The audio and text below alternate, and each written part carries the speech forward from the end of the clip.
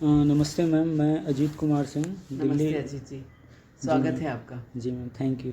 Ma'am, मैं Delhi university से PhD कर रहा हूँ। मेरे जी। पीएचडी का विषय है स्त्री विमर्श के दृष्टिकोण से हिंदी रंगमंच का विकास नाट्य लेखिकाओं के विशेष संदर्भ में। अच्छा। तो उसी के संदर्भ में मेरा पुणे आना हुआ आप लोग का इंटरव्यू लेने के लिए। अच्छा तो मैम, आपका बहुत बहुत स्वागत है। आज हम बात कर रहे हैं जी। पुणे की नाट्य लेखिका और प्रोड्यूसर जया सरकार मैम से।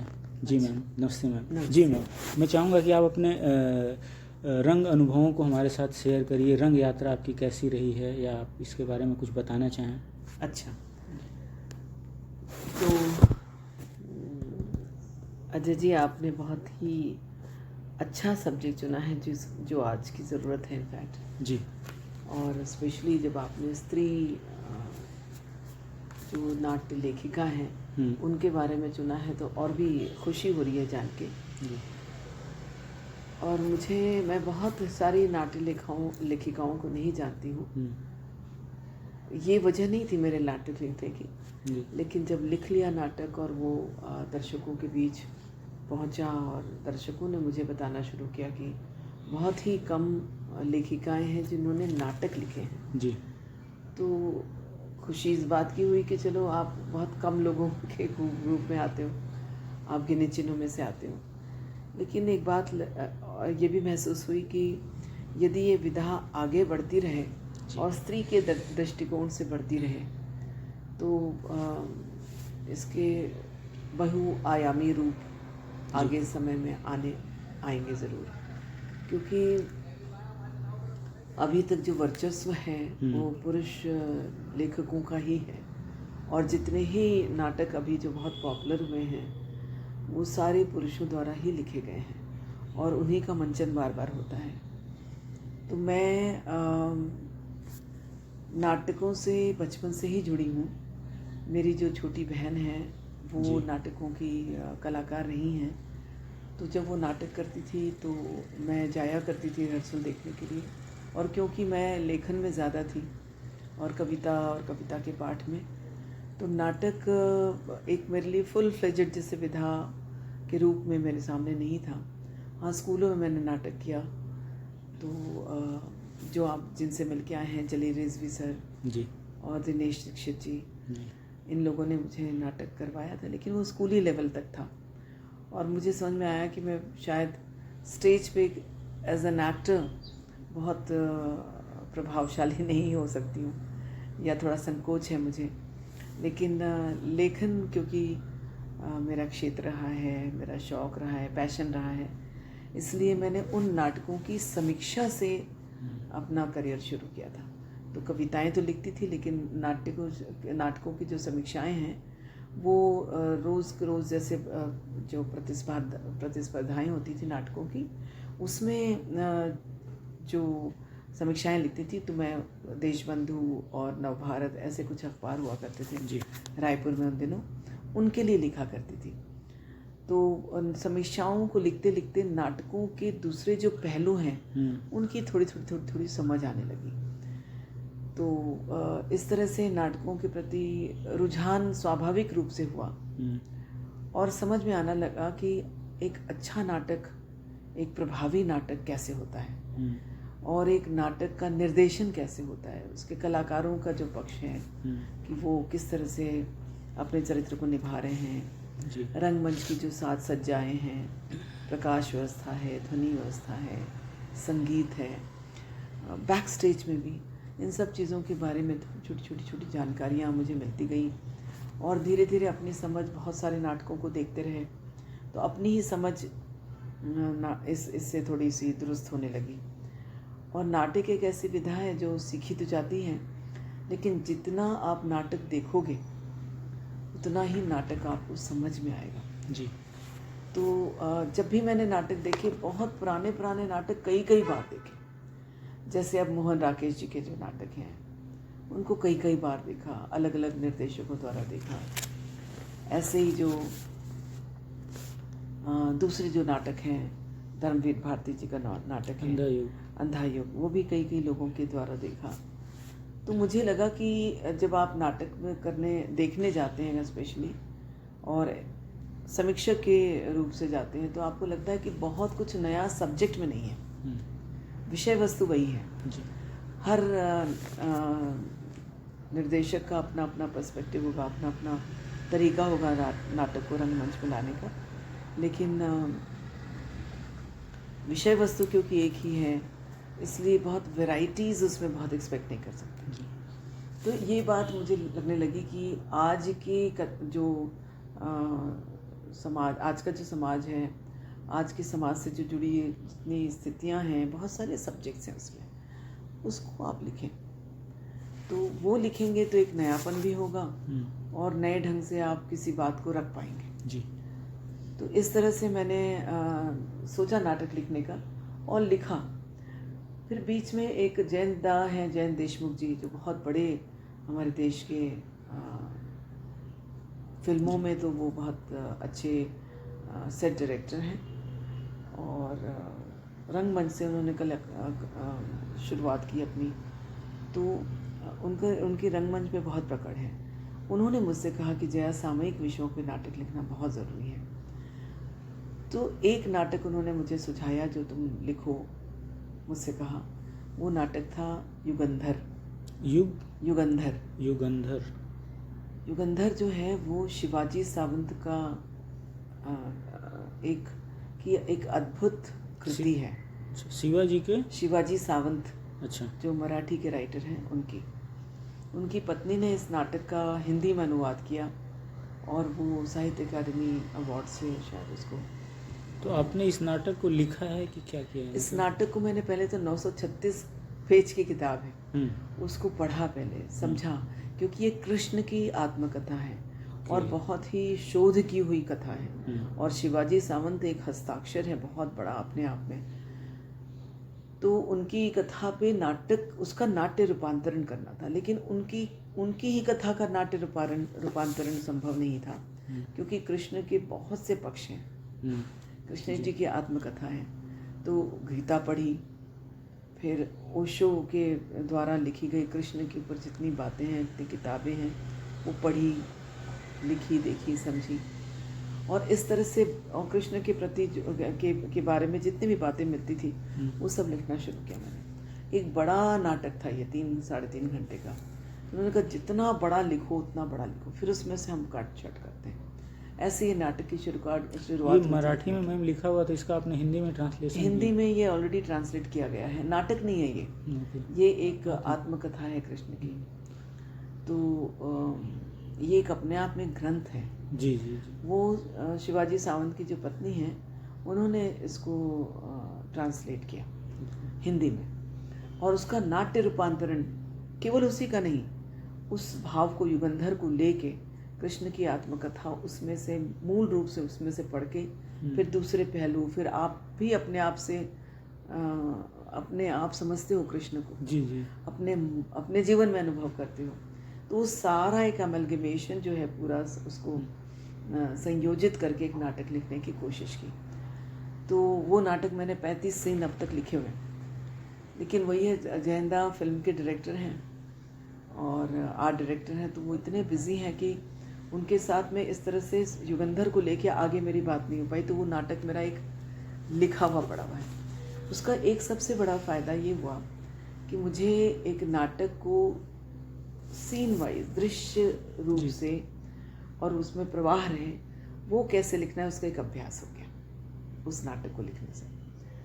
और वो 35 सीन लिखे हैं और अभी आधा ही लिखा गया है। अच्छा, अभी और सीन लिखूंगी उसके, और फिर हम सीन उसको, क्योंकि बहुत बड़ा नाटक है ये, कृष्ण जी की आत्मकथा है, तो उसको पूरा लिख के फिर उसको कंडेंस करके 3 घंटे का बनाने का ऐसा विचार है। अब वो देखिए कब प्रोजेक्ट वो टेक ऑफ होता है।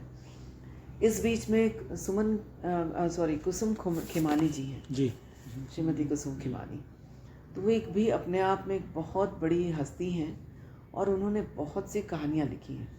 उन्होंने मेरी कविताओं के वीडियोस देखे और मुझे कांटेक्ट किया और उन्होंने कलकत्ता बुलवाया।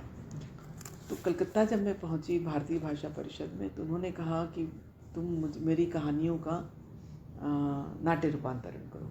कैसे नाट्य रूपांतरण? रेडियो के स्टाइल में। तो मैंने उनकी कहानियों के 3 कहानियों के नाट्य रूपांतरण किए। तो मैं ये समझती हूँ कि ये मेरी एक जैसे कहते हैं ना प्राथमिक शिक्षा जैसी हो रही थी नाटक लिखने की। जी। क्योंकि नाटक लिखना एक बिल्कुल अलग विधा है। ये कहानी जैसे नहीं है, ये कविता नहीं है। ये नाटक को आपको दृश्यों में बांधना पड़ता है और उतने ही समय में आपको दृश्य श्रव्य दृश्य जो माध्यम है तो उसके थ्रू संप्रेषित करना है सब अपनी बातें। इस वजह से एक उसके लिए अभ्यास ज़रूरी है। तो ये मेरे लिए एक इंस्टीट्यूशन के जैसे मेरे साथ आए ये लोग, जयंती और कुसुम खेमानी जी, और इन्होंने मुझे एक जैसे कहते हैं ना एक छोर पकड़ा दी कि करना ये है, अब तुम लिखो। तो वो लिखते लिखते मुझे नाटक को कैसे लिखना है इसका अभ्यास हो गया। तो और वो जो कुसुम खेमानी जी का नाटक लिखा उनको खुद को बहुत पसंद आया। तो उन्होंने कहा अरे यार तुम तो बहुत अच्छा करती हो नाटक। तो मुझे लगा एक कहानी को नाटक के फॉर्म में कर दिया। तो अब मैं अपनी ही एक कहानी गढ़ सकती हूँ और अपनी ही एक कहानी लिख सकती हूँ। और वो भी मौका मिला जब मैं गोवा में थी। तो गोवा में मराठी और कोंकणी थिएटर की एक प्रतिस्पर्धा वहाँ लगातार चलती रहती है गोवा में।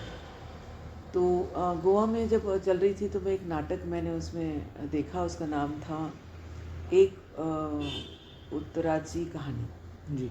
एक उत्तराची कहानी।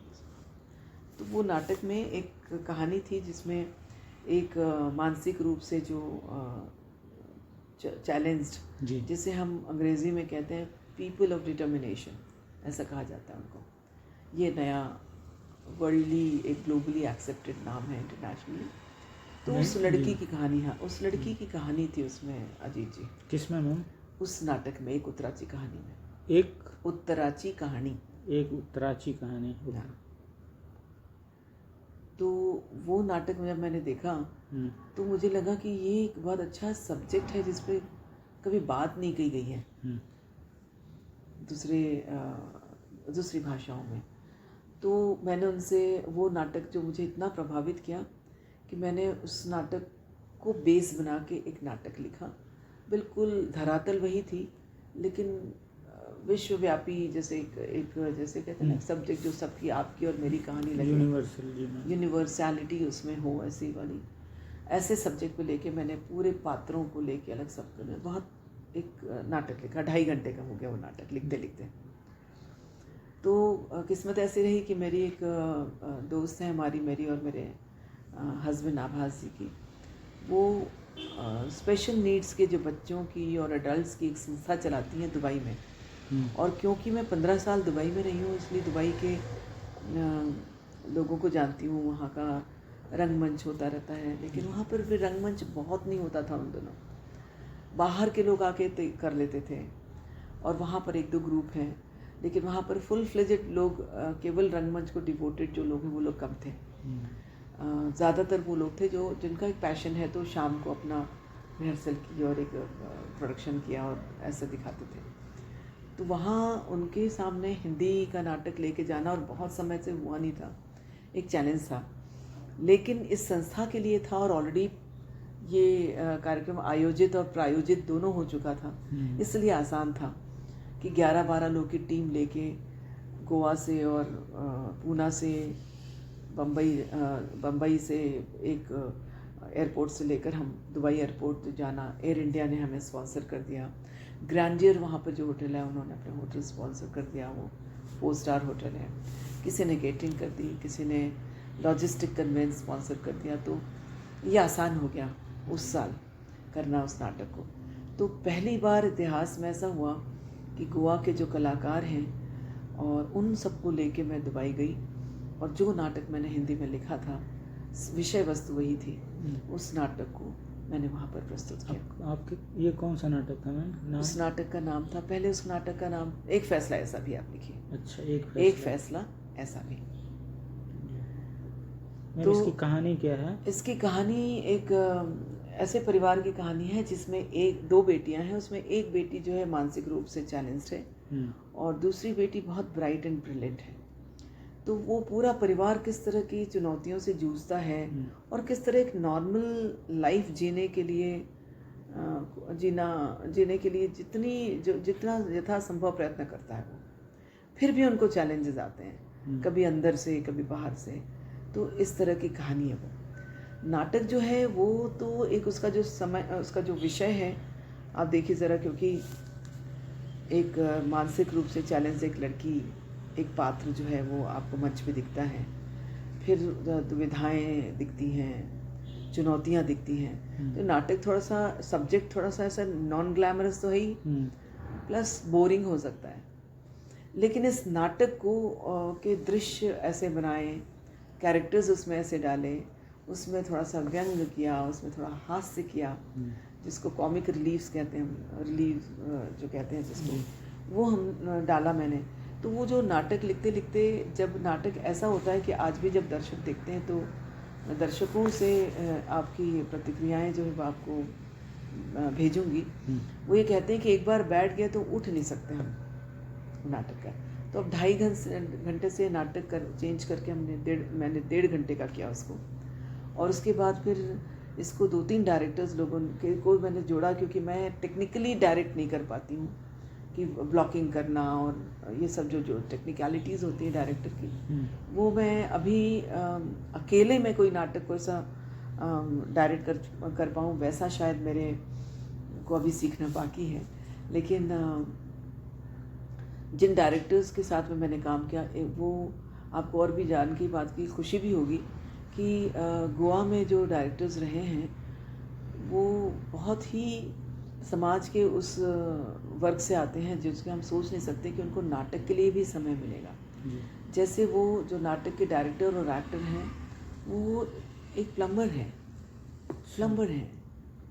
वो काम करते हैं। वो बच्चों के स्कूल में जाके वैन चलाते हैं, कुछ लोग हैं जो वेजिटेबल वेंडर्स हैं, कुछ लोग हैं जो वही ऑटो रिक्शा चला रहे हैं।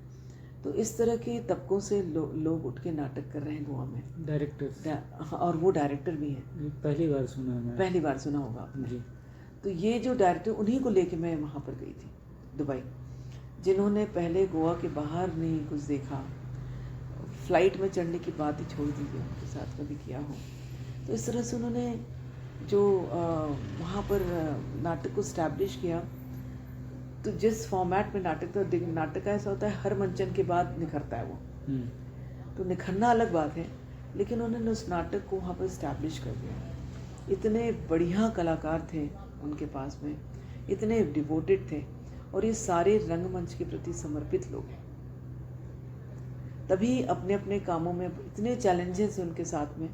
और लकीली मैं गोवा में उन दिनों 15-15 दिनों के लिए जाया करती थी, महीने में 1 हफ्ते से लेकर 15 दिन के बीच में, और मैं लगातार उनके साथ रहती थी प्रैक्टिस। तब मैंने देखा कि किस तरह के चैलेंजेस है कि किसी मंदिर के किसी प्रांगण में, या आपस में कोई जगह को, एक छोटे से जगह, हर बात तो कोई 1-2 दिन 3 दिन, लेकिन लगातार यदि आपको प्रैक्टिस करनी पड़ती तो आपको कुछ पैसे देने पड़ते हैं।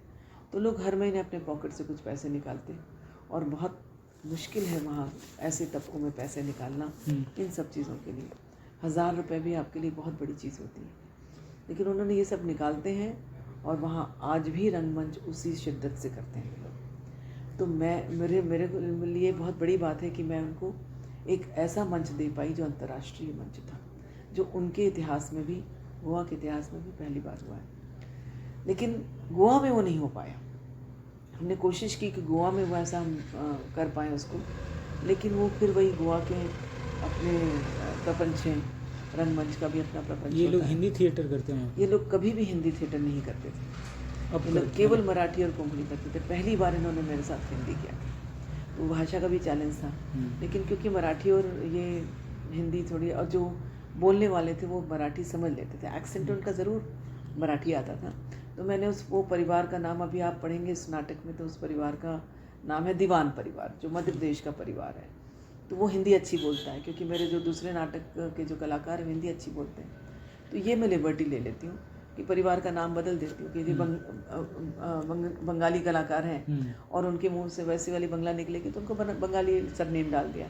तो ये छोटे मोटे एज अ राइटर ये फ़ायदा होता है कि जब आप खुद लिखते हैं और खुद ही उसको प्रोड्यूस करते हैं, ये लिबर्टी आप ले लेते हैं। तो ये जो प्ले मैम आपके डायरेक्शन में था कि आपने प्रोडक्शन? मैंने इसको, देखिए, डायरेक्टर कंप्लीट तो नहीं कहूँगी कि पूरा डायरेक्टर किया, इसलिए मैंने एक डायरेक्टर रखा अपने पास में, लेकिन ये जो छोटे छोटे नुआंसेस है ना डायरेक्शन के, उनके साथ में, तो आप उनको मुझे असिस्ट करना कह लो या उनके साथ में पैरेलली, एक कहते हैं ना को डायरेक्टर, वैसा उनके साथ काम किया। बहुत सी बारीकियां थी जो हमने नाटक के साथ दरमियान निकाली। जब पढ़ते पढ़ते नाटक जो होता है, जब फ्लोर में आ जाता है ना, किताब से मतलब आप सोचिए पन्नों से रंगमंच के बीच की जो यात्रा होती है, मंच के बीच की यात्रा, वो बहुत लंबी यात्रा होती है, और उस यात्रा में भी नाटक इवॉल्व होता है पात्रों के हिसाब से। किसी पात्र की, जैसे एक पात्र आता है उसमें चंदर चाचू। अब ये चंदर चाचू का किरदार है, वो बड़ा वर्सेटाइल किरदार है। तो वो जब आता है तो मुझे एक जो कलाकार मिले, उनकी जो भाषा है वो थोड़ी सी ग्वालियर जैसे में बात की जाती वैसी है, तो मैंने उनको ग्वालियर का कलाकार बना दिया कि ग्वालियर से आए हैं। चंदर चाचू जो आ रहे हैं ना, ग्वालियर से आ रहे हैं। तो जैसे ग्वालियर से आते हैं तो उनकी जो भाषा है, उनका जो तरीका है, जस्टिफाई हो जाता है। तो ये छोटी छोटी liberty as a writer, producer, co-director I have taken in my place. अच्छा मैम, चूँकि हम लोग इसी नाटक को बेस बना के चल रहे हैं कि एक फैसला ऐसा भी, तो इसका सबसे पहला मंचन कहाँ हुआ था मैम? इसका सबसे पहला मंचन दुबई में हुआ। दुबई में पहला मंचन? हाँ। और उसी दिन दुबई में जब प्रोग्राम देखने आए थे जो लोग, उसमें से इंडियन एम्बेसी से कोई आए थे, कोई ऑफिसर। और इसकी जो एक फैसला ऐसा भी कि जो मुख्य अतिथि जो आई थी उस दिन प्रोग्राम करने के लिए, जी, प्रोग्राम का उद्घाटन करने के लिए, वो जब थोड़ा लेट हो गई तो हमारा नाटक शुरू ही हो चुका था उससे। तो क्या, नाटक जब शुरू हो जाता है तो अंधेरा हो जाता है, सब हो जाता है। तो वो चुपचाप आके समझ तो गई, वो अरबी थी, और वो जो थी वो शारजहाँ रॉयल फैमिली की क्वीन थी। तो वो जब आई देखने के लिए तो उनको लगा कि नहीं, बैठ के चुपचाप देखना चाहिए, ऐसा डिस्टर्ब नहीं करना चाहिए। लेट आने से उनको थोड़ा सा लगा। वो बैठी और पूरे 2.5 घंटे बैठी रही थी, और उन्होंने अपने किसी पड़ोस में जो एक अरबी और अंग्रेज़ी बोलती हैं जिनको, उनसे उन्होंने ट्रांसलेट करवाती रही जो उनको लगा। और ये नाटक इतना, इसमें विजुअल्स इतने स्ट्रॉन्ग है कि कई बार ऐसी चीज़ होती है ना, आपको बहुत चीज़ नहीं भी पता हो, आप स्टोरी समझ लेते हो और आपको समझ में आ जाता है प्ले क्या है। तो वो बैठे रहे और उन्होंने सबका फेलिसिटेशन किया, सब कलाकारों को सम्मान किया। और मुझे तो स्पेशली उन्होंने कहा कि जया, आप इस नाटक को दुनिया की सारी भाषाओं में ट्रांसलेट करवाओ, ये नाटक सब जगह पहुंचना चाहिए, ऐसा कहा उन्होंने। और फिर उनके ही, और वो जो एम्बेसी से जो आए थे उनको कहा कि आपके यहाँ से इतना अच्छा हिंदुस्तान से नाटक आया हुआ है, आप इसको अपने एम्बेसी में करवाइए। तो फिर दूसरे ही दिन, बिना किसी पूर्व तैयारी किया किसी के, उन्होंने तैयारी की और हमको बोला नाटक हमको दूसरे दिन हमको एम्बेसी में उन्होंने ऑर्गेनाइज करवाया। तो ये हमने एक फैसला ऐसा भी का इंडियन एम्बेसी में, दूसरा नाम है इंडियन एम्बेसी में किया। पहले हमने किया आगा खान जो थिएटर होता है उसमें। अच्छा, पहला आगा खान। हाँ, आगा खान एक सोसाइटी है वहाँ पे, वो सोशल क्लब है, उसमें किया।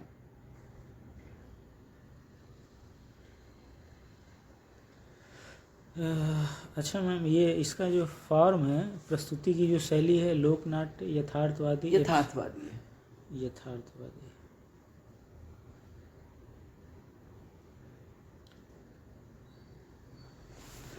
अच्छा मैम, इसकी मंच परिकल्पना के बारे में बताएंगे, मंचन कैसा था इसका? इसका मंचन कैसे है कि जयंता ने मुझे कहा कि तुम तो ऐसा लगता है जैसे फिल्म की स्क्रिप्ट लिख रही हो। ड्रामे में रंगमंच की अपनी लिमिटेशंस होती हैं, तो उसमें बहुत सारे सीन परिवर्तन, ऐसा बहुत रंगमंची, तो रंगमंच की कुछ अपनी सीमितताएं होती हैं जी, कुछ लिमिटेशंस होती हैं। तो मैंने उसको फिर इस ढंग से रीराइट किया। रीराइट मतलब थोड़े से संशोधन किए उसमें कि जिससे मल्टीपल सीन्स ना हो। तो बेसिकली इस नाटक में हमको 4 लोकेशंस हैं बेसिकली। तो उसमें मैंने आपको कल बता रही थी ना कि मैंने थोड़ा सा स्मार्ट वर्क किया इसमें। मैंने क्या किया, एज अ राइटर मैंने डायरेक्टर को एक, जैसे कहते हैं ना, काफ़ी हद तक वो जो रंगमंची ये दुविधाएं आ सकती हैं उसको खोल के इस किताब में लिखा है। तो स्टेज जब बनता है, जो स्टेज होता है उसमें सीन ही दिखाता है। एक पोर्शन में दिखाते हैं हम, एक रेस्टोरेंट का सीन है। तो रेस्टोरेंट का सीन क्या होता है, मॉडर्न रेस्टोरेंट में क्या होता है, एक ऊंचा सा टेबल हो जाता है, 2 लोग बैठे हुए हैं, क्योंकि मॉडर्न जो बच्चे हैं, लड़के हैं लड़कियां हैं आज के, वो बात कर रहे हैं। तो हमने वो रखा। थोड़ा सा बैकग्राउंड उसमें ट्रेन प्लेटफॉर्म के आसपास जो रहेगा, तो ट्रेन की म्यूज़िक, ट्रेन की जो आवाज़ आ रही है वो थोड़ी बहुत वो हमने बैकग्राउंड में कर ली उसको। उसके बाद फिर वो जो सीन होता है वहीं पर वहाँ पर ख़त्म हो जाता है वाला सीन। रेस्टोरेंट का सीन दूसरा में, तो रेस्टोरेंट का एक सीन हो गया। अच्छा, जैसे वो सीन ख़त्म होता है तो वो आ जाता है सेंटर पे, जो एक घर का सीन है। घर को कैसे किया, क्योंकि मॉडर्न फैमिली बताई है और अपर मिडिल क्लास फैमिली बताई है। तो उसमें क्या है, अंग्रेज़ी और हिंदी समान रूप से चलती है। आपकी भाषा में ही अंग्रेज़ी आ जाती है जी, और हिंदी आप बोलते हो, हिंदी भाषी देश के लोग हो, हिंदी भाषी प्रदेश के हो। तो सेंटर पे जो है वो पूरा घर का एक सीन बता दिया। उसमें एक ड्राइंग हॉल है, लिविंग रूम, और उसमें एक ओपन किचन है जी, इधर एक पर्दा लगा दिया। तो वो ये होता है कि बेडरूम में जाने का अंदर का रास्ता है, एक विंग अंदर चला गया। इधर लगा दिया एक साइड में जो एग्जिट कर रहा है। तो इस तरह से जैसे हमारा नाटक खुलता है, एक पोर्शन में हम दिखता है रेस्टोरेंट हो जाता है, और सेंटर वाला जो पोर्शन हो जाता है वो जो परमानेंटली हमारा जो घर का पोर्शन है, और उसका जो एक साइड होता है, उसका जो राइट साइड ही हो गया, लेफ्ट साइड हो गया, उसमें हम बगीचा दिखा देते हैं, एक पार्क जी। तो एक खाली हमको एक बेंच चाहिए होता है, जो बेंच वहाँ पर है, और बाकी दिखा रहे कि पार्क उधर कहीं है और उधर पार्क विंग के अंदर है पार्क जी, क्योंकि वो एग्जिट उस तरफ से ले रहे थे कि चलो मैं घुमा के आता हूँ। तो ये जो एक एज अ राइटर मैंने ये जो दृश्य को रचा है वो इस तरह से रचा है कि वो मंच पे डिफ़िकल्टीज ना क्रिएट करे दर्शाने की। तो वो लिखने में ही उसको इस तरह से किया है कि वो चलेगा, अच्छा ठीक है मैं झूला झुला के लेके आता हूँ, ठीक है। तो जैसे झूला झुला के लेके आओगा तो वो दोनों अपने कैरेक्टर्स बाहर हो गए। जी, तो जो मंच का सीन जो हमने क्रिएट किया है कि 2 गमले, वही 2 गमले हमने रेस्टोरेंट में रखे थे, वही 2 गमले उठा के हमने पार्क में रख दिए। वहाँ 2 चेयर्स थी और जो एक स्टूल है वो जो घर के अंदर ड्राइंग रूम में यूज़ होता है वही वाला हमने। तो एक जो कहते हैं ना convenience of moment of properties, जी। ये भी हमने उसको देख लिया ठीक से। बगीचा के अलावा चौथा आपने क्या बताया था?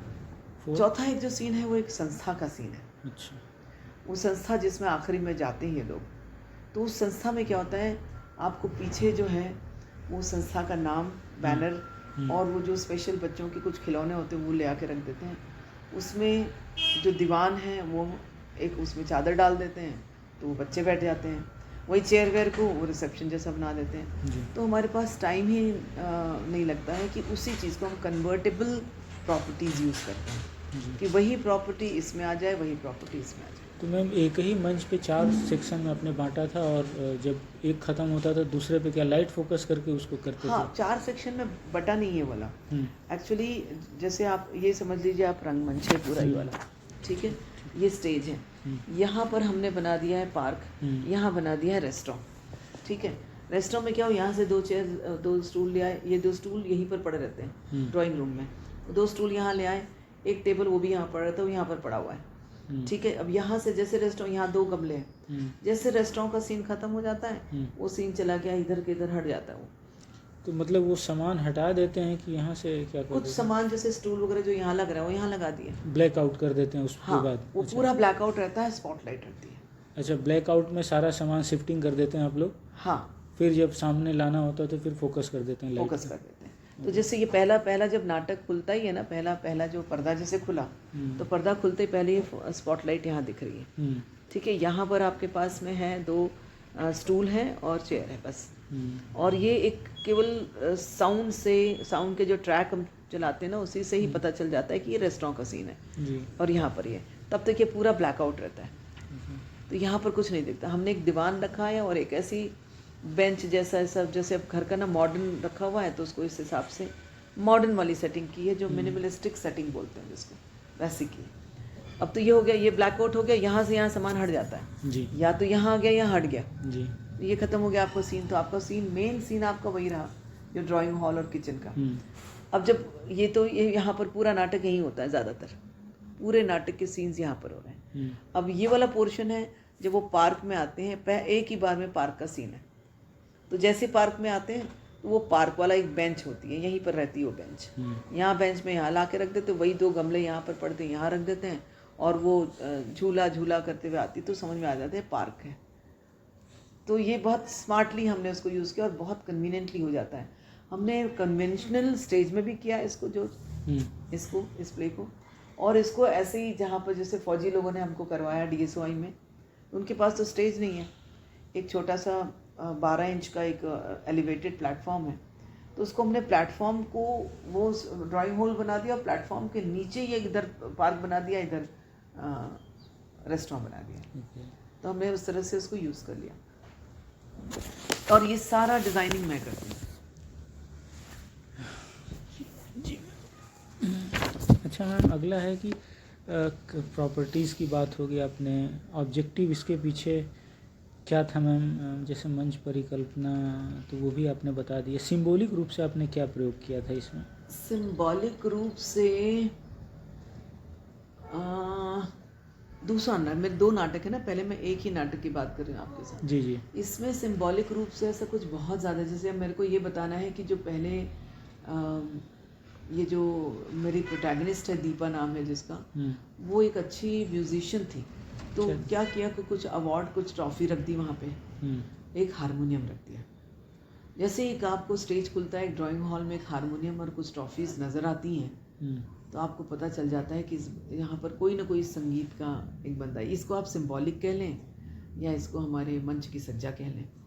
तो जैसे हारमोनियम दिखता है तो ऐसा लगता है कोई संगीत की बात हो रही है, लेकिन उस नाटक के उसमें ही निकलता था, उसके डायलॉग्स में ऐसे ही हैं कि तुम जब रियाज करती थी तो बिल्कुल साक्षात सरस्वती लगती थी। जब वो ऐसा कहते तो समझ में आया था कि अब नहीं करती, पहले ये बहुत अच्छी म्यूजिशियन थी, अब नहीं कर पाती क्योंकि इसकी बेटी वो कहती है कि जब बच्चे आप पढ़िए तो आपको पता चलेगा, जो उसके अंदर से आवाज़ आती है उस बच्ची की, ऐसे कुछ आवाज़ आती, कहती हाँ क्योंकि जीवन का नया राग जो शुरू हो गया था। तो इस तरह से उसको हम सिंबॉलिकली यूज़ कर सकते हैं, और कुछ ट्रॉफीज़ बना दी हैं, रख देते हैं, मिल गई तो इस तरह से इसको हमको स्टेज प्रॉपर्टी को बहुत स्मार्टली यूज़ करते हैं, ताकि वो उसकी हिस्ट्री पता चल जाए। किसी के घर में एक सितार हारमोनियम रहता है, आपको लगता है कोई तो बजाने वाला होगा, ऐसा किया। तो थोड़ा सा तो बिल्कुल जैसे ट्रेडिशनल है वैसे ही शूट किया है, और बाकी जो किया है वो उसके हिसाब से। मैम चरित्रों को कैसे गढ़ा है आपने? चरित्र तो बहुत रियल लाइफ चरित्र है। नायिका तो एक टिपिकल नायिका नहीं है, माँ बेटी सब पूरे एक परिवार है, उसमें सभी प्रोटैगनिस्ट का रोल करते हैं। अच्छा, सारे सब अपने अपने, मतलब एक चरित्र को यदि बांटे आप किसी को तो क्या है कि यही मेरी हीरोइन है, वो नहीं हो सकता, उसकी हो सकता है उसकी बेटी भी हो। आप पढ़िए प्लीज़ नाटक को, हो सकता है अतुल भी हो जो बहुत, और ये दोनों में ही पुरुष का एक साथ बहुत इम्पॉर्टेंट है। दोनों ही पुरुष का चरित्र, एक जो है कॉमन आदमी है, उसको गुस्सा भी आता है, इम्पल्सिव भी होता है और कहता है मैं बहुत इम्पल्सिव हूँ, और जब जिनके घर में एक बेटी ऐसी होती है और वो रहती है तो वो बहुत सी नॉर्मल जो इच्छाएं हैं कि आदमी की, वो भी औरत की नहीं होती, लेकिन औरत अपने आप को ढाल लेती है, आदमी की नहीं होती, तो वो कहीं ना कहीं उसका फ्रस्ट्रेशन नज़र आता है। तो वो, लेकिन वो अच्छा आदमी है। और बेटियों का जो फादर होता है ना, उसका एक अलग चरित्र होता है, जिसके बेटे होते हैं वो अलग टाइप का होता है, थोड़ा सा अलग होता है, उसको थोड़ा सा बिंदास जैसा होता है। जो बेटियों के जो फादर होते हैं ना, थोड़े से अलग होते हैं, ज़्यादा सेंसिबल, ज़्यादा रिस्पॉन्सिबल, इस टाइप के होते हैं। तो वही एक कैरेक्टर उसमें से निकल के आता है। आप छोटे छोटे नुआंसेस हैं उसमें कैरेक्टराइजेशन वैसा हुआ है। तो यदि ये इन्हीं बारीकियों को समझा मैंने जी, कि यदि एक परिवार में एक बेटी ऐसी है तो उसका फादर कैसा हो, उसकी मदर कैसी हो, और उसकी जो एक बहन है, बड़ी बहन, उसकी वो कैसी है, वो तो बिल्कुल नॉर्मल है, लेकिन जिनके घर में एक बच्चा ऐसा होता है, उसके साथ साथ बड़ी हो रही है, तो कैसी उसकी संवेदनाएं उसके प्रति क्या होती हैं, कैसी जिम्मेदारी, आखिरी तक की वो जिम्मेदारी अपनी निभाती है। तो आप इसको, भाई मैंने यही कहा था, आप पढ़ के आएंगे तो मैं बहुत अच्छे से बात कर पाऊंगी इस पे कैरेक्टर पे। खैर, तो इस तरह से रियल लाइफ कैरेक्टर्स ही इसमें हैं। कोई भी कैरेक्टर, जैसे जब भी मैं प्रोग्राम करती हूँ ये वाला, तो सब लोग आके मुझसे कहते हैं कि हमारे, कोई कहेंगे हमारा भतीजा कोई ऐसे था, या भतीजी ऐसी थी, या हमारे परिवार में कोई सदस्य ऐसा था। सब लोग को लगता है कि मेरी बात है जो यहाँ पर आ गई है रंगमंच में। तो सारे वास्तविक चित्र हैं इसमें, सारे बिंब वास्तविक हैं, सारे चरित्र वास्तविक हैं। अच्छा, पुरुष पात्रों के बारे में कुछ बोलेंगे आप? पुरुष पात्र एक बिल्कुल आदर्श टाइप का पुरुष है। कौन? पिता? नहीं, जो एक और लड़का है इसमें, एक और चरित्र है, बहुत आदर्श लड़का है। कौन है मैम? कोई यंग लड़का है, शुभ नाम है उसका इस पर। और एक जो चरित्र है, मैंने कहा ना, जैसे बिल्कुल नॉर्मल, ऐसे बेटे को, ऐसे ऐसे पति को कैसा रिएक्ट करना चाहिए, वैसा चरित्र है, बिल्कुल नॉर्मल चरित्र है। जैसे एक परिवार में एक आदर्श जैसा चरित्र होगा तो वो कैसा होगा, एक जो मिक्स टाइप का वैसा होगा, एक जो चंद्र चाचा है वो इतना अच्छा इंसान है, वैसे बड़ा जोवियल टाइप का, लेकिन उसके भी अपने वीक मोमेंट्स होते हैं, वो भी जस्टिफाई होते हैं। हालांकि बिल्कुल विलन है वो वहाँ पर जो कर रहा है, लेकिन वो भी, उसका भी जस्टिफिकेशन है।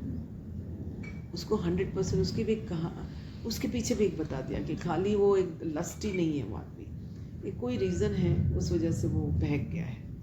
इस तरह का चरित्र है इसमें। इसको कैसे डिस्क्राइब करेंगे मैम? इसको डिस्क्राइब करेंगे कि बिल्कुल यथार्थ वाले चरित्र जो हमारे समाज में हमारे साथ रहते हैं, ऐसे चरित्र हैं। जी मैम। जो हमारे आसपास हैं। और तो पुरुष पात्रों के बारे में हो गया मैम, मेन जो थे।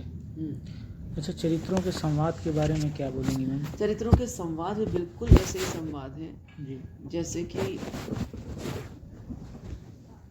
जी ऐसे संवाद है जो एक परिवार में नॉर्मली बात होती है ना, बिल्कुल वैसे। तभी तो, क्योंकि एक पारिवारिक कहानी है, तो पारिवारिक कहानी में आप बहुत ही ऐसे टाइप के संवाद नहीं रख सकते जो लगे नाटकीय है बहुत ज़्यादा, लेकिन बहुत भी ऐसे संवाद नहीं है जो कि ऐसे लगे कि भाई ये तो ऐसे हल्के हो गए हैं।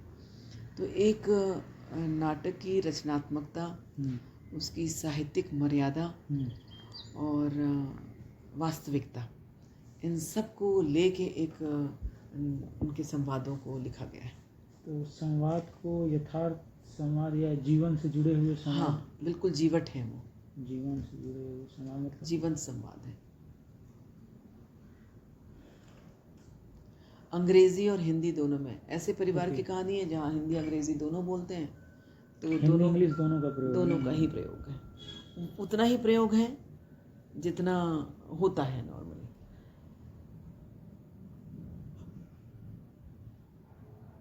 जी मैम, थोड़ा वो दे दीजिए। वो आपकी गोद में आके सो। इनकी भाषा समय काल इमोशंस के अनुसार है मैम ना? हाँ, बिल्कुल।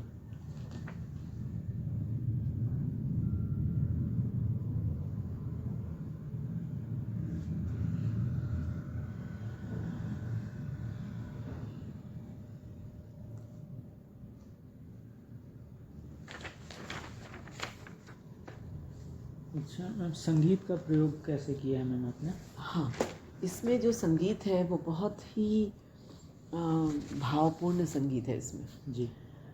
जैसे पार्क का सीन है तो नेचुरली पार्क में जैसा सीन जी क्रिएट करने के लिए जो संगीत चाहिए वैसा संगीत चाहिए। जी।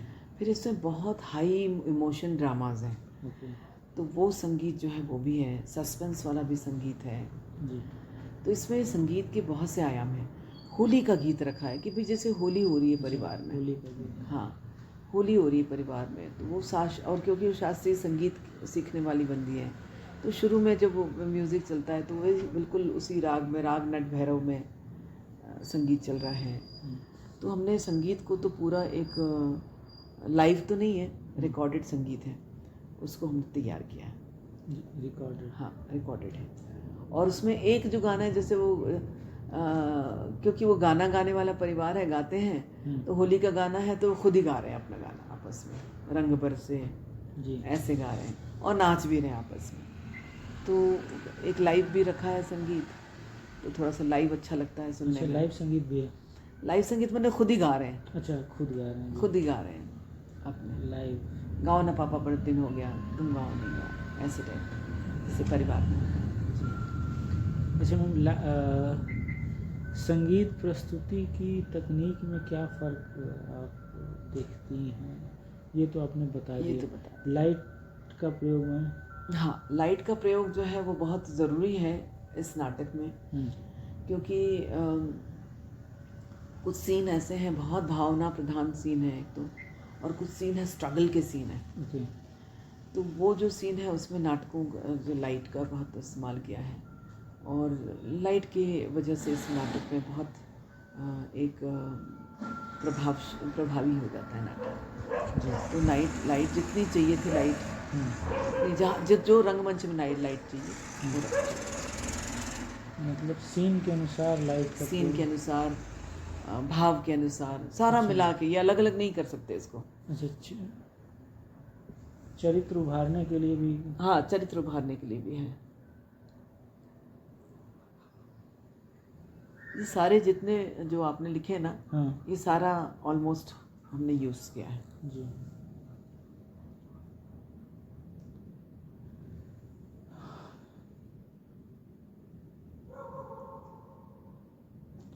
अच्छा मैम, प्रकाश तकनीकी में क्या फ़र्क आप देखती हैं?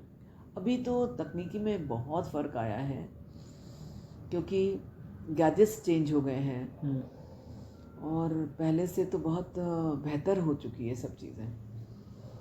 रंगमंच की लाइटों में, और जो बड़े जो प्रोग्राम्स होते हैं ना, ये फिल्म फेयर, और उसमें आजकल कम फ़र्क हो गया है। इतना लाइट का प्रभाव होने लगा है, रंगों वाली लाइट हो जाती है, तरह तरह के रंग, और गैजेट्स उनके इतने फ्रेंडली हो गए हैं, इसको ऑपरेट करना भी आसान हो गया है। तो लाइट तो बहुत एडवांस हो गया है। अच्छा, वर्तमान से आप इस प्ले को कैसे को रिलेट करते हैं? ये प्ले ऐसा है जो कि पिछले 1000 साल पहले भी यही चल रहा होगा, आज भी चलेगा, और आगे 1000 साल तक की यही समस्या रहेगी। ओके। समसामयिक? सामयिक है ये, जब आप देखेंगे तब सामयिक लगेगा। जी सर। पुरुषों के साथ महिला निर्देशकों की भूमिका के रंगमंच के विकास में आप किस तरीके से देखती हैं? देखिए, पुणे में क्या स्थिति है? हाँ, ये महिला जो निर्देशक होती है ना, वो मैंने तो बहुत कम देखा है जो महिला निर्देशक हैं। ऐसा नहीं है कि बहुत कम है, लेकिन गिनती में कम होती है। ज़्यादा पुरुष निर्देशक होते हैं, आपने भी देखा होगा, लेकिन महिलाओं ने भी बहुत अच्छा निर्देशन का काम किया है। अभी भोपाल में रश्मि मजुमदार है, वो कर रही हैं, और प्रियंका ठाकुर है, वो कर रही हैं भोपाल में। दुबई में भी मैं देख रही हूँ, एक और लेडी है, वो भी अपने नाटक के निर्देशन पे आ गई हैं। तो जितना अनुभव बढ़ता जाता है ना, उतना फिर आप निर्देशन करने की तरफ झुक सकते हो। फिर आपको लगता है चलो मैं इस ढंग से कहूँ बात। जितना आप नाटक देखते हैं, नाटक में ही रहते हैं, तो निर्देशन फिर कोई बहुत बड़ी टैबू नहीं होता है, देखते रहना है बस। तरह तरह के निर्देशकों को देखें तो वो आ जाता है। जैसे वो फ़ोटो फ्रेम से निकल के वाली बात है, तो वो मैंने देखा, बहुत अच्छा प्रयोग किया। जयंदा को पहले देखा मैंने प्रयोग करते हुए, कि स्टेज में एक बड़ा सा फ़ोटो फ्रेम है, उसमें पूरे परिवार के जो किरदार हैं, नक्शा मिला, वो सब ऐसे खड़े हुए, रियल पात्र हैं जो अपने अपना फ्रेम लेके ऐसे खड़े हैं। फिर एक एक पात्र निकल रहा है, मैं वो। तो एक प्रयोग है एक तरह का, कि जिसे हम कहते हैं ना फैमिली परफेक्ट पिक्चर, ऐसा कहते हैं। तो उस तरह से आप कर सकते हो, उसको प्रयोग कर सकते हो।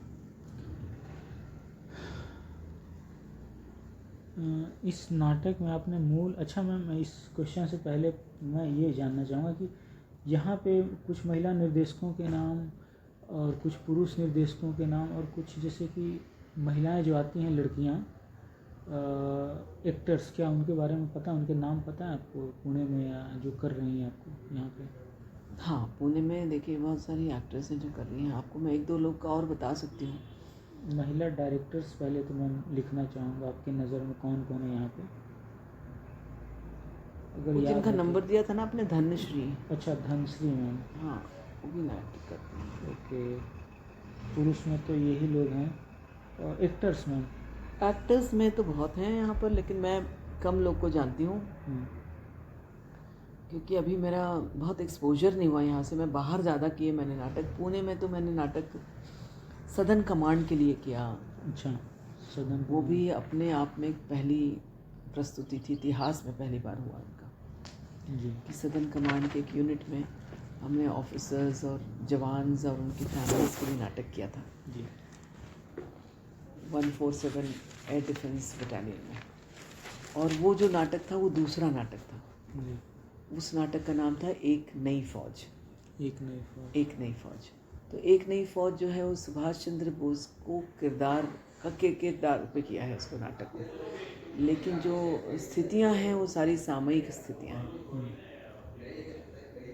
जो आज की स्थिति है वो स्थिति पे नाटक है। तो ये इसको कहने हैं सोशियो कल्चरल नाटक है ये। पॉलिटिक्स इसमें नहीं है सुभाष जी, लेकिन सोशियो कल्चरल नाटक है। ये आपका दूसरा प्ले है? ये मेरा दूसरा प्ले है। कुल मिला के कितने प्ले हैं आपके? अभी 2 तो पहले मैंने प्ले लिखे हैं जी। 2 नाट्य रूपांतरण किया है और अभी प्लेज लिख रही हूँ जी। 2। अच्छा मैम, ये पुणे में रंगमंच की स्थिति कैसी है, हिंदी रंगमंच की स्थिति? कर रहे हैं लोग, कोशिश कर रहे हैं बहुत स्टैब्लिश होने की, लेकिन अभी इतना खुला नहीं हुआ है रंगमंच। जो बहुत पॉपुलर प्लेज होते हैं ना, जो ऑलरेडी स्टैब्लिश प्ले होते हैं, जैसे शेखर दादा का प्ले है, शेखर सिंह जी का, या जो बाहर से जो आते हैं, जो मुंबई से प्ले आते हैं, जिस लाहौर नवेखियाँ, इस टाइप के जो प्ले हैं, अंधा युग जैसे, इस टाइप के जो प्लेज स्टैब्लिश प्ले हैं, स्टैब्लिश डायरेक्टर्स के होते हैं, वो तो एक अनदर शो इन भोपाल इन पुणे हो रहा है करके वो आ जाते हैं। बट नए आर्टिस्ट लोग के जो प्लेज होते हैं वो इतने तो नहीं देखे मैंने, खुद ही रंगमंच करवाते हैं। मतलब अभी पुणे में हिंदी थिएटर बस हो रहा है, बहुत ज़्यादा अभी बहुत बड़े लेवल पे नहीं है। बहुत बड़े लेवल पे मराठी प्लेज ज़्यादा है।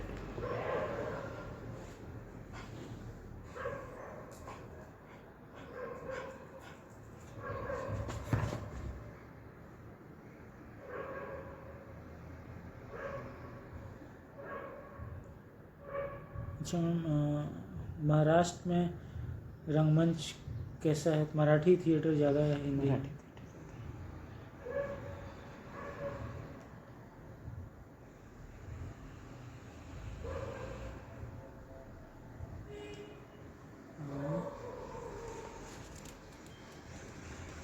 अच्छा मैम, 13वां सवाल है कि वैसे तो इसका जवाब हमें आपके उसमें काफ़ी मिल ही गया है, लेकिन फिर भी पूछ रहा हूँ, पुरुष निर्देशक किस क्षेत्र में राज्य के रंगमंच के विकास में भूमिका करती है? पुरुष निर्देशकों की? अरे बहुत बड़ी भूमिका है उनकी, तो वही तो करे जा रहे हैं। जी हाँ। पुरुषों ने ही इसको रंगमंच को बढ़ा रखा है भाई, क्योंकि महिलाएं तो कम हैं, तो उनके योगदान को तो आप नकार ही नहीं सकते। बहुत ही बड़ा रोल। पहले तो ये भी कह सकते हैं कि पुरुष ही जो महिला का भी भेष भर के वो खुद करते आए थे। इससे बड़ी और क्या भूमिका हो सकती है रंगमंच की, चाहे वो सज्जा हो जी, चाहे जितने भी रंगमंच के पहलू हैं, उसमें पुरुषों ने तो बहुत काम किया है। जी। महिलाओं के बारे में कमोबेश आपने बता ही दिया कि महिला निर्देशकों का इस क्षेत्र तथा राज्य के रंगमंच के विकास में कोई भूमिका आप किस प्रकार से देखती हैं? बहुत अच्छा कर सकती हैं महिलाएं, क्योंकि वो बहुत सेंसिटिव होती हैं, बहुत समझ होती है उनको। यही है कि एक बहुत ही चैलेंजिंग काम है ये वाला, जी जो प्ले को स्टैब्लिश करना, जिसे कहते हैं ना प्रोडक्शन कंप्लीट करना, बहुत चैलेंजिंग काम है जी। आर्टिस्ट लोग की टीम बनाओ, फिर उस टीम को निभाओ, फिर बहुत पैसे भी लगते हैं उसमें, आपको अपना घर देना पड़ता है अभी रिहर्सल करने। जैसे अब मेरे यहाँ रिहर्सल होती है, जब मैं प्ले करती हूँ तो ये सब हटा देना, ही रिहर्सल हो रही है। फिर जो आर्टिस्ट आते हैं बाहर के, यदि हमें वो नहीं मिलता है जो एक मानदेय मिलना चाहिए ना, जो नए आर्टिस्ट लोग को नहीं, जो स्टैब्लिश्ड है प्लेज उनको तो सब होता है, उन्होंने अपने अपने चैलेंजेस निकाल लिए, उनको तो बहुत मिल जाता है, लेकिन जो नए आर्टिस्ट हैं उन लोग को बहुत कम मिलता है। अब मेरे साथ ये रहा कि कई तो मैंने अपने आप ही करवाई हैं प्ले, और मुझे क्योंकि बाहर से आई थी मैं, और प्ले का सब्जेक्ट ऐसा है, दोनों ही प्ले बहुत डिफरेंट सब्जेक्ट पे लिखे गए हैं, तो इसलिए मुझे स्पॉन्सर्स मिल गए, लोगों ने करवा लिया प्ले, लेकिन ज़्यादातर तो पैसे अपने से ही खर्च हुए हैं, आप पूरे पैसे नहीं ले सकते उनसे।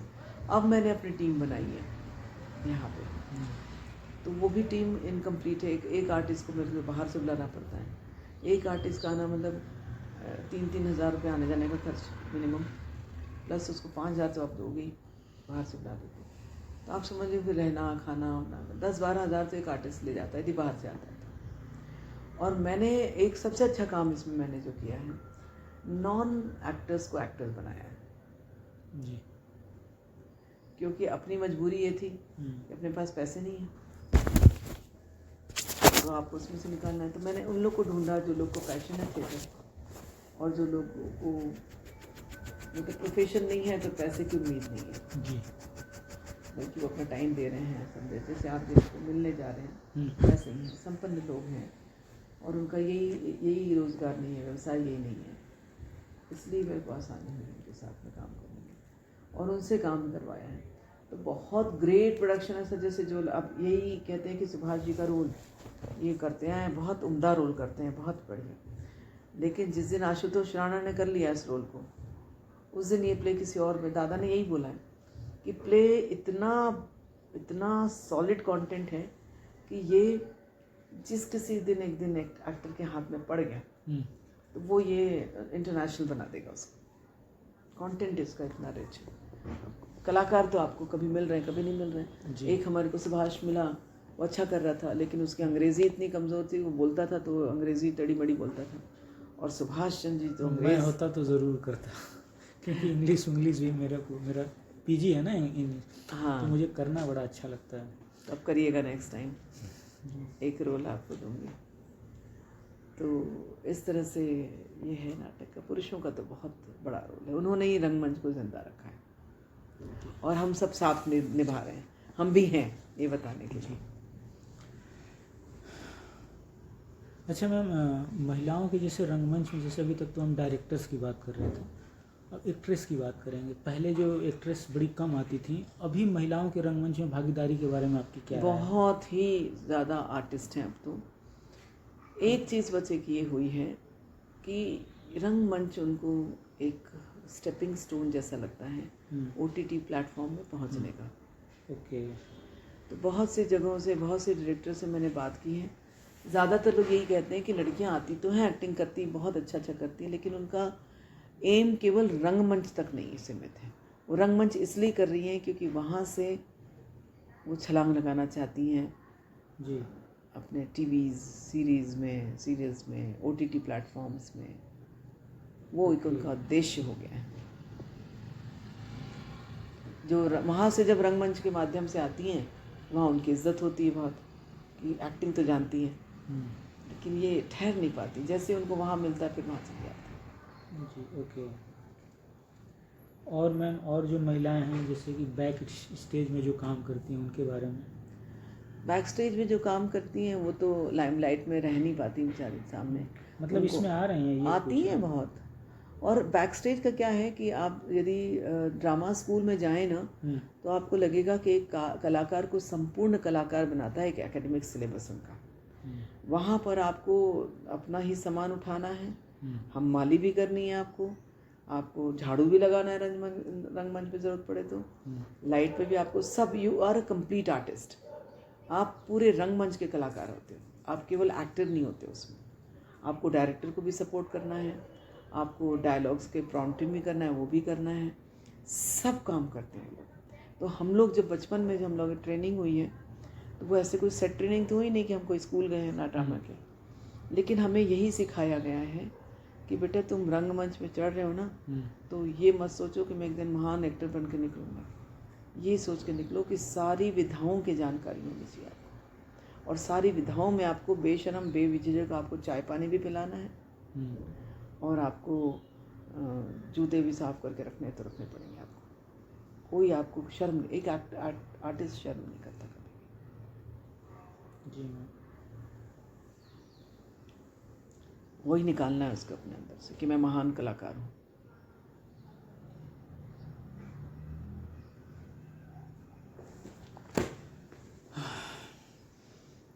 अच्छा मैम, महिला निर्देशकों के आने से नाट्य वस्तु और नाट्य के कथ्य में क्या फ़र्क आया है आपके हिसाब से?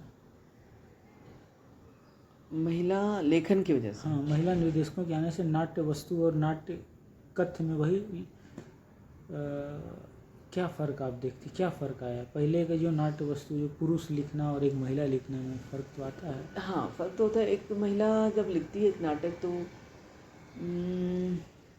सेंसिटिविटी ज़्यादा होती है उसमें, मुझे ऐसा लगता है। अच्छा। जैसे मैं खुद लिखती हूँ, एक नया नाटक मैं लिख रही हूँ, उसमें भी एक स्त्री के जो भाव हैं, उसका जो चरित्र है, वो ईमानदारी से लिखने की कोशिश करनी है। स्त्री के चरित्र को? हाँ, ये नहीं कि एक आदर्श बताना है तो हमारे यहाँ जैसे एक माँ बताएंगे तो या तो एकदम निरूपा राव बता देंगे, नहीं तो एकदम ललिता पवार। ऐसा नहीं है, एक औरत के बहुत सारे आयाम हो सकते हैं। तो आजकल मेरे को लगता है कि रियलिस्टिक जो कैरेक्टर्स हैं ना, वो आगे आ रहा है। अच्छा। रियल में, क्योंकि अपने आप को समझती हूँ मैं कौन हूँ, और यदि रंगमंच पे दिखाना है तो दिखाती है। जैसे मैंने अभी एक नाटक देखा,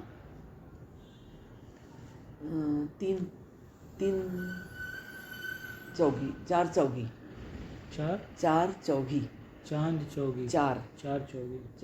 मतलब हम 4 लोग हैं। तो उसमें 4 लोगों की जो स्थितियाँ हैं 4 जनरेशन की, वो दिखाई है उन्होंने, कैरेक्टर 4 जनरेशन का, बहुत ईमानदारी से। उसमें रोहिणी हट्टंगड़ी हैं, प्रिया बापट हैं, उसमें जो एक्टिंग कर रही हैं, कमाल की दिखाती हैं, कमाल की, और बिल्कुल ओरिजिनली उसको चित्रित कर रही है। तो कोई उसमें और वो नहीं रह गया कि हमारी इमेज ऐसी जा रही है, ये डर नहीं है। यदि आप ऐसी हो तो हो, सो व्हाट। तो ये तो संस्कृत ज़्यादा होते हैं, स्त्री के चरित्र को ईमानदारी से प्रस्तुत करने की कोशिश, रियलिस्टिक कैरेक्टर ज़्यादा सामने लाने का प्रयास करती हैं, और क्या मैम? और कोई दुराव छुपाव नहीं कर रही है। अच्छा, दुराव छुपाव, इनके कंटेंट की बात कर रही हैं? हाँ, कंटेंट में चरित्र उसमें भी, ये मैं कंटेंट की बात कर रही हूँ। जी।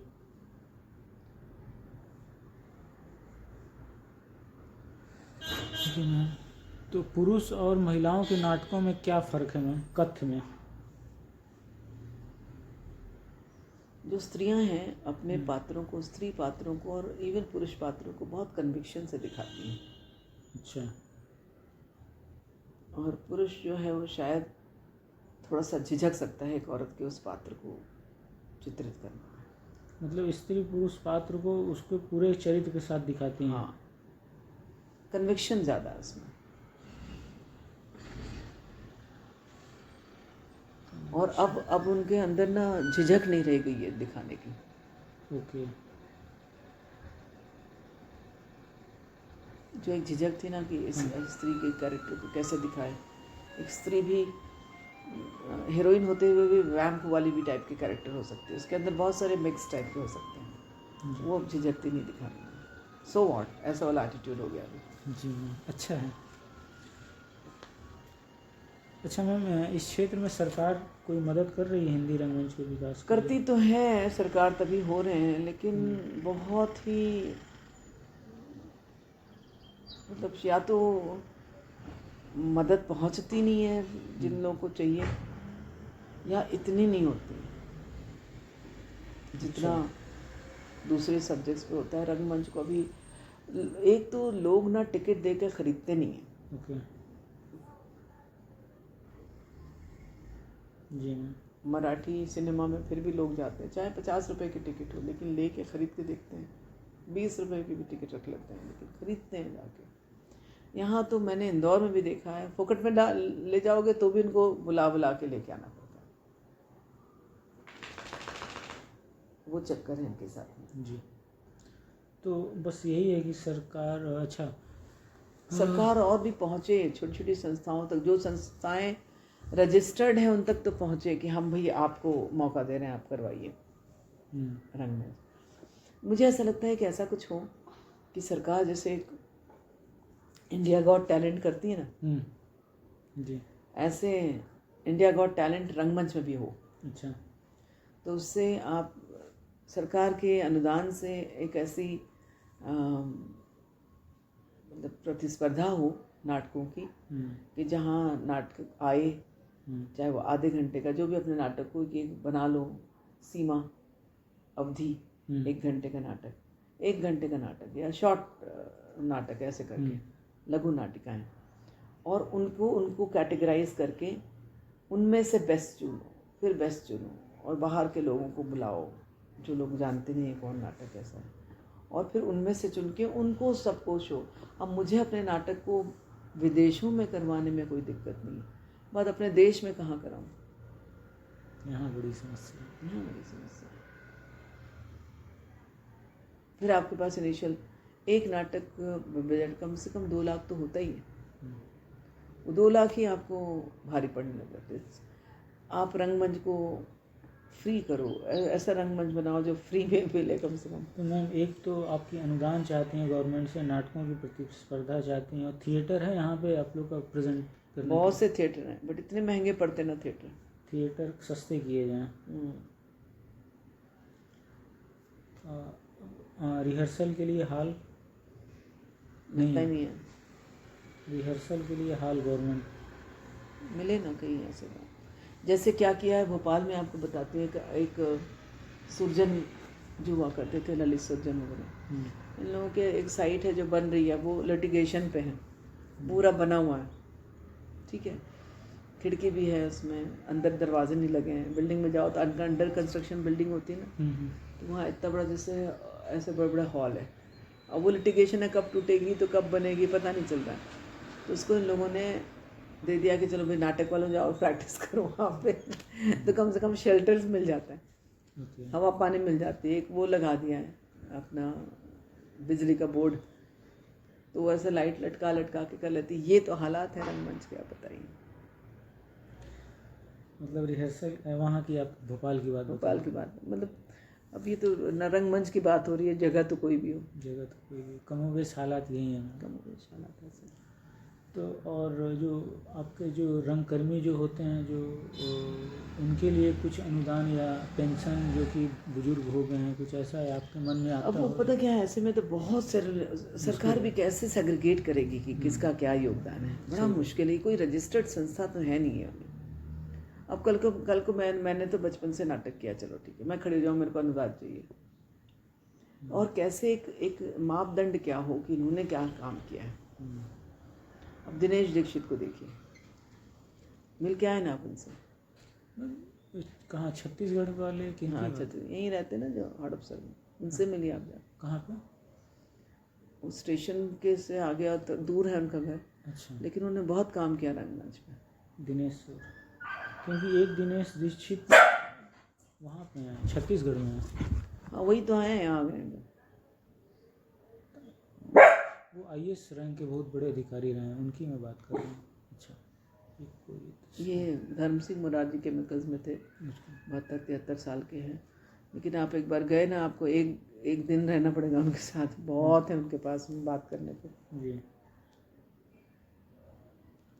जी सर। तो मैम, तो अनुदान, नाटकों की प्रतिस्पर्धा, थिएटर सस्ते हों, रिहर्सल के लिए जगह प्रोवाइड कराएं, ये मेन कोर इश्यूज हैं। और थोड़ा सा गवर्नमेंट अपने तरफ से भी ना बहुत सारे रंगमंच की वो करवाती रहे, ये साल भर रंग। अब जो गोवा में कैसे हो रहा है, एक नाट्य थिएटर ग्रुप है, ठीक है, गोवा कला अकेडमी, ओके, मतलब state of the art theatre है उनके पास में। आप अपना साल में आपको अपना एक बुक करवा लो थिएटर को, बहुत सस्ते में थिएटर मिल जाता है। भाई एकदम फ्री में भी नहीं दे सकते हो आप, फ्री में दोगे तो फिर तो मिसयूज़ होगा। तो आप एक बेसिक खर्चे में आप उनको दे दो और आप करते रहो उनको। जी। इस क्षेत्र में हिंदी रंगमंच की कमियां भी आपने बता ही दी। अच्छा मैम, इस क्षेत्र में हिंदी रंगमंच की कोई स्ट्रेंथ आपके हिसाब से? इस क्षेत्र में तो हो रही है, अब मैं भी एक उसमें से प्रयासरत हूँ जी। मेरे भी प्लेस हो रहे हैं। तो यहाँ पे क्या आप मतलब क्या लिखूँ यहाँ पे? पता है, एक चीज़ ये है कि मीडिया में बहुत ज़्यादा होना बहुत ज़रूरी है। मीडिया के मार्फत पता चलता है। अब मैं as a writer, as a producer, यदि मैं मीडिया को भी संभालती रहूँ ना, वो समय नहीं है। तो इन लोग को ये करना चाहिए कि भाई कोई आए, देखो तो सही काम, जैसे आप निकल के आए हैं, पूछ रहे हैं आपने क्योंकि PhD कर रहे हैं, ये लोग भी आए ना अखबार वाले कि भाई ढूंढे वो लोग भी कि हिंदी रंगमंच में कौन काम, इनको ज़रूरत ही नहीं, हिंदी रंगमंच में कौन काम कर रहा है उससे पूछिए, पता करें, ध्यान रखें। नेगेटिव न्यूज़ का तो बड़ा ध्यान रखते हैं, ये लुढ़क गया, वो दीवार गिर गई, ये टूट गया, वो फूट गया, लेकिन जो क्रिएटिव काम हो रहा है ना उस पर नहीं करते, सृजनात्मक कामों पे नहीं करते। तो अभी स्ट्रेंथ बन रही है क्या लिख आपके? देखिए, ऐसा तो नहीं, निराशावादी तो बात नहीं कर सकते। धीरे धीरे लोग यहाँ पर कॉस्मोलोग भी आ रहे हैं, तो स्ट्रेंथ डेवलप हो रही है, कॉस्मोपॉलिटन लोग आ रहे हैं, एकदम टिपिकली महाराष्ट्रन है तो है ही, बट वो भी हिंदी समझते हैं और हिंदी बेल्ट के लोग बहुत यहाँ पर आ गए हैं। लेकिन ज़रूरी नहीं है कि रंगमंच के भी प्रेमी हों, लेकिन देख रहे हैं नाटक, देखते तो हैं, लेकिन ये लोग वही देखते हैं जो एस्टैब्लिश्ड हो। नए नाटक जो हो रहे हैं ना वो नहीं देखते। वो कितना देखते हैं पता नहीं, देखते ऐसा नहीं बोलूँगी, बट उसका पता नहीं है। अच्छा जी। और एक चीज़ होना चाहिए, सारी संस्थाएं आपस में मिलें। जो नाटक की जो संस्थाएं काम कर रही है ना, वो आपस में, जब मेरे को एक कलाकार चाहिए सपोज, मेरे पास वो कलाकार नहीं है, अब मुझे बुलाना पड़ा है नागपुर से, तो एक दूसरी संस्था का कलाकार जो मेरे उस रोल में फिट होता है, यदि वो मेरे पास आ जाए और काम करे तो क्या बुरा है। बट वैसा इन लोग करते नहीं है आजकल। मैंने ये सुना है कि अपने अलग कलाकार दे देंगे, उनसे तो पूछना पड़ेगा। ये जो अपना अपना अपना अपना होता है ना, वो ज़्यादा हो गया है। मेरा ग्रुप, मेरा ट्रेनिंग, मेरे कलाकार बाहर जाके काम ना करें, ऐसा शायद मानसिकता है, इसलिए मुझे बाहर से लेके आना पड़ता है। और जो लोग NSD से आए हैं पास आउट होके, उनके तो वो तो सीधे ओमपुरी और वो नसीरुद्दीन शाह वाले लेवल के चल रहे हैं, पंकज त्रिपाठी वाले। अच्छा मैम, अब के रंगमंच और पहले के रंगमंच में बदलाव कैसे देखती हैं?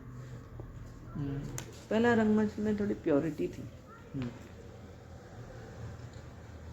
ओके, प्योरिटी के सेंस मतलब वो रंगमंच ही करते थे केवल,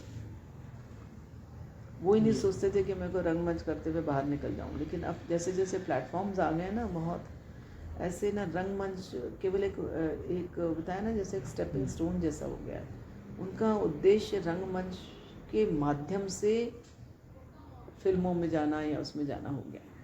उसकी वजह से सारे डायरेक्टर्स दुखी हैं। मैं जितने लोगों से बात करते बस आजकल 4 दिन करते हैं, तो उनको लगता है हम तो लाइन वाला वीडियो बना के पोस्ट कर देते हैं अपना अपना एक्टिंग कि किसी की नज़र में है।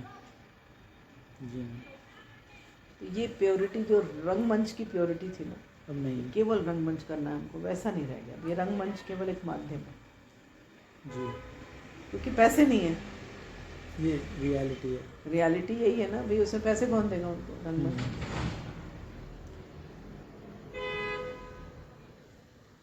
अच्छा मैम, तकनीकी के स्तर पे क्या परिवर्तन है? तकनीकी स्तर तो अनदर लेवल हो गया है जी बहुत ही। आप जितना पैसा डालो जी उतना अच्छा। अब मैं भी यूज़ करती हूँ उसको,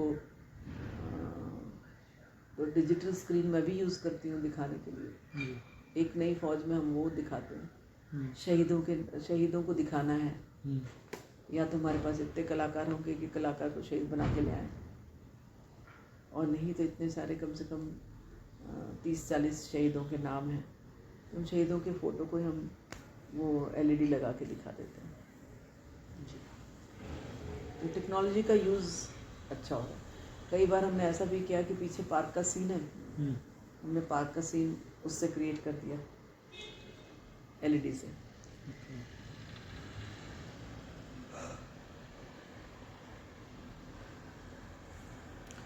अच्छा, लाइटिंग भी वही है, बहुत अच्छी लाइट्स हो गई हैं।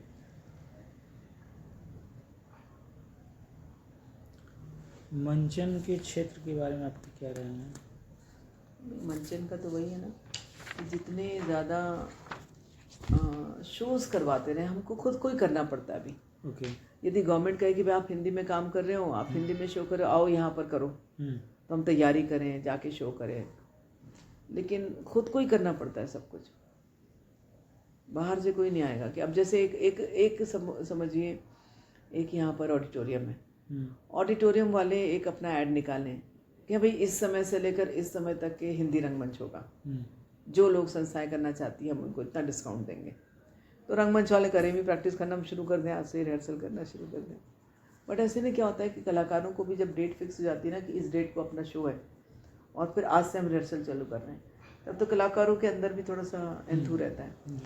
लेकिन यदि आप ऐसे हवा में कर रहे हो, चलो करते भैया, जिस दिन हो जाएगा तो कर देंगे, वैसा नहीं होता है। तो रंगमंच वालों को जो होता है ना, उनके तो बुक रहते हैं हॉल, ऑडिटोरियम, तरह तरह के। इसके लिए रंगमंच के अलावा भी बहुत सारे प्रोग्राम्स होते हैं, कॉर्पोरेट इवेंट्स होते हैं जी। वो सब करते रहते हैं वो लोग। तो रंगमंच जो होता है ना, वो ऐसा होना चाहिए कि आपको एक थिएटर ऐसा हो साल भर, क्योंकि साल भर 365 तो शो कोई नहीं करेगा जी। लेकिन आप रंगमंच को अवेलेबल करके रखो कि आपको जितने शो करवाने करवाते रहो। जी। प्रॉपर्टी प्रयोग के क्षेत्र और संवेदना प्रदर्शन में तकनीकी में, संवेदना प्रदर्शन में तकनीकी को कैसे देखते हैं? बहुत है, तो तकनीकी से ही बहुत सारे कुछ यूज़। जैसे मैंने बताया, हमको पार्क का सीन क्रिएट करना है, तो हम LED में पार्क का सीन क्रिएट कर देते हैं। जी फ़ोन का आज का इस्तेमाल बहुत होता है। जी। फ़ोन तो इस्तेमाल होता है, ये सही बात है। फ़ोन का इस्तेमाल होता है। अच्छा मैम, लास्ट सवाल है, इस नाटक में स्त्री विमर्श को आप कैसे देखती हैं, क्या विचार है? स्त्री विमर्श कैसे, आप थोड़ा इलैबोरेट करें। मतलब कि मैंने आपको बताया था ना, समाजवादी नारीवाद है, रेडिकल नारीवाद है, मार्क्सवादी नारीवाद है, उत्तर आधुनिक नारीवाद है, या सांस्कृतिक? मेरा बिल्कुल यथार्थवादी है। यथार्थवादी नारीवाद। सोशियो कल्चरल आप लिख सकते हो। Socio cultural. हाँ, सोशियो कल्चरल।